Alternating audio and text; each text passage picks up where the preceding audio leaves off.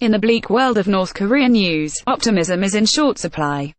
But the ongoing inter-Korean talks regarding the DPRK's participation in the Olympics are genuinely heartening because they have thrown a monkey wrench into the Trump administration's maximum pressure campaign and slowed the march toward war. It remains to be seen whether this Olympic detente will expand into something larger, potentially even talks with the United States, but for the time being, the world can breathe a sigh of relief.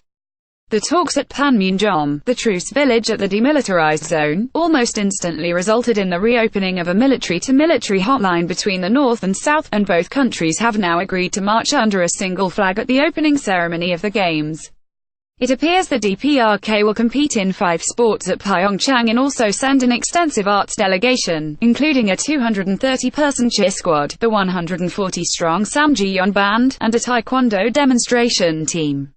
With negotiations still underway, others may come south as well. The thaw in relations is largely the result of efforts by South Korean President Moon Jae-in, who successfully petitioned the United States to push back the country's annual joint military exercises until after the Olympics. The key resolve and Foal legal operations, which involve hundreds of thousands of troops and provocative decapitation raids, are a source of annual tension on the Korean peninsula.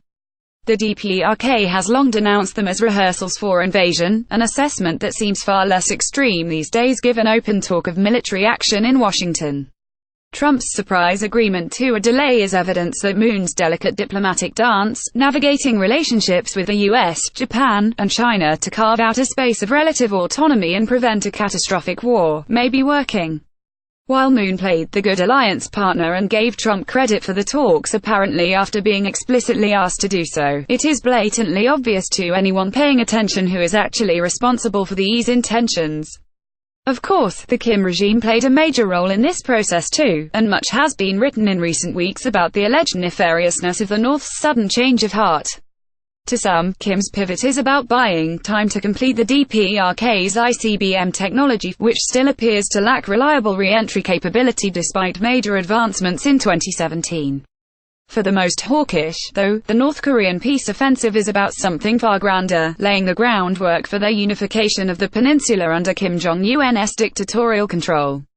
There is little denying that the North has its own strategic interest in attending the Olympics and restarting talks with the South.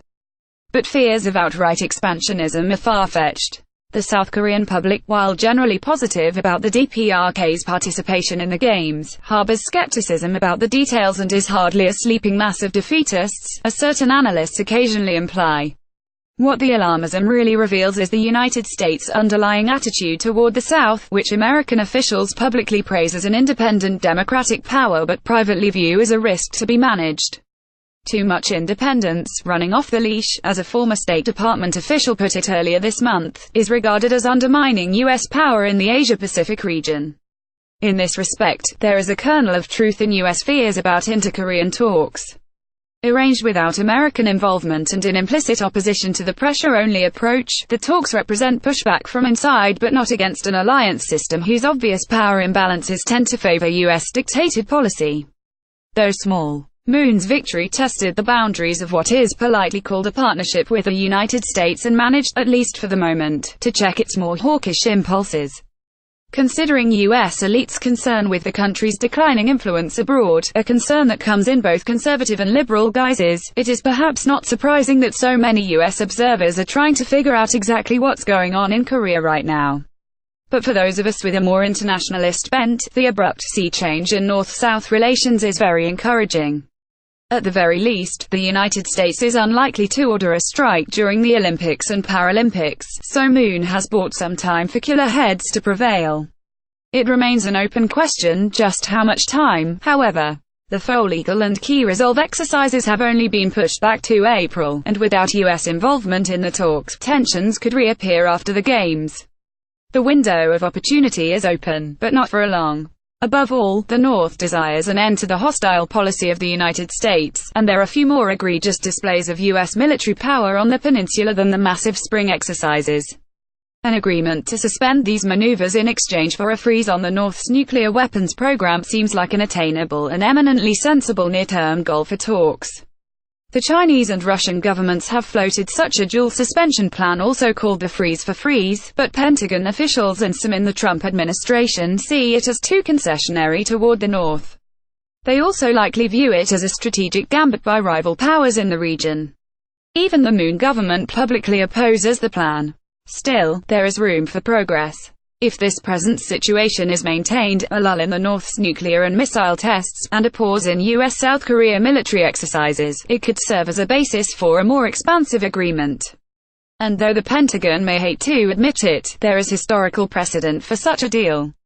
In the 1990s, the United States suspended the team spirit exercises as part of its early efforts to prevent the North from developing a nuclear bomb. In fact, the United States did it twice, first to encourage the North Korean government to cooperate with nuclear inspections, and then again as part of the agreed framework deal that halted the DPRK's weapons program. Plus, an actually existing deal might follow the spirit of the Chinese and Russian proposal without including its more comprehensive aspects. The United States and South Korea could agree to scale back the exercises, for instance, instead of entirely cancelling them. Modifications to the drills could be supplemented with other elements: relaxation of sanctions which continue to harm ordinary North Koreans, economic aid, or additional security assurances. For the North, the latter is particularly important. The Kim dynasty fears regime change, which the United States has a history of inflicting on governments that relinquish their nuclear ambitions, so a sense that both states are inching toward detente will be critical. A peace treaty to formally end the Korean War should absolutely be a part of the ongoing conversation, and those of us in the United States who care about preventing a resumption of hostilities should be pressuring our government to put it on the table.